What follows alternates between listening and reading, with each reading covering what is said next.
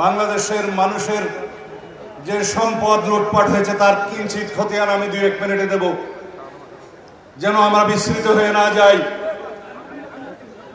তার বর্ণনা মতে, শ্বেতপত্রের বর্ণনা মতে, বাংলাদেশে 2009 থেকে 2023 সাল পর্যন্ত বিদেশে পাচার হয়েছে দেশের মানুষের সম্পদ 29,25,000 কোটি টাকা। প্রতি বছর গড় পড়তায় 2 লক্ষ টাকারও বেশি। তার হিসাবে কর ফাঁকি, কর মওকুফ, রাজস্ব ফাঁকির মধ্য দিয়ে যেই টাকা তছরূপ করা হয়েছে তা দিয়ে বাংলাদেশের শিক্ষা বাজেট 2 গুণ, স্বাস্থ্য বাজেট 3 গুণ করা যেত।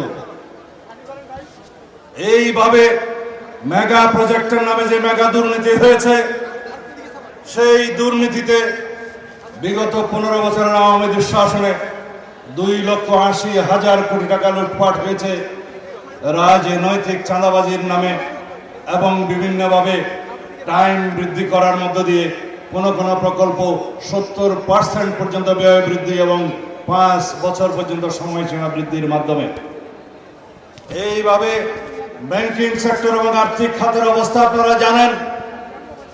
যেই প্রক্রিয়ার মধ্য দিয়ে রাজনৈতিক বিবেচনায় বাংলাদেশে লোনের একটি সংস্কৃতি গড়ে উঠেছিল, সেই রাজনৈতিক বিবেচনায় যে ঋণ প্রদান করা হয়েছে, শ্বেতপত্র বলা হয়েছে, সেই ঋণের পরিমাণ দিয়ে 24টি পদ্মা সেতু নির্মাণ করা যেত।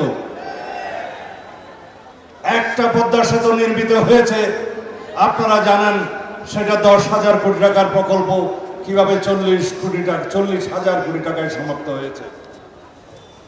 এইভাবে বাংলাদেশে আমরা এখন ব্যাংকিং সেক্টরে দেখতে পাচ্ছি সম্পূর্ণ দেউলিয়াত্ব, যেখানে অঘোষিতভাবে আমরা জানি প্রায় 5 লক্ষ কোটি টাকা খেলাপি ঋণে জর্জরিত আমাদের ব্যাংকিং সেক্টর। এই হচ্ছে শুধুমাত্র বাংলাদেশের আর্থিক ব্যবস্থা লুটপাটের ইতিহাস, বাংলাদেশে আওয়ামী লীগের ইতিহাস, সর্বসময়ের জন্য লুটপাট আর সন্ত্রাসের ইতিহাস, বাংলাদেশে আওয়ামী লীগের ইতিহাস, গণতন্ত্র হত্যার ইতিহাস। এই দেশে লুটপাট এবং সন্ত্রাসের মধ্য দিয়ে, গণতন্ত্র হত্যার মধ্য দিয়ে বাংলাদেশে একটি গণতন্ত্রবিহীন করদ রাজ্যে পরিণত করার ইতিহাস এই আওয়ামী লীগের ইতিহাস। আমরা যেন সেটা কখনো বিস্মৃত না হয়ে যাই। এই বাংলাদেশের মানুষ স্মরণে রাখতে হবে, জাতিসংঘের রিপোর্ট অনুযায়ী এই গণ অভ্যুত্থানের সময় 1400 মানুষকে হত্যা করেছে। সেই 1400 মানুষ কিভাবে হত্যা করেছে তার প্রক্রিয়া আপনারা জানেন।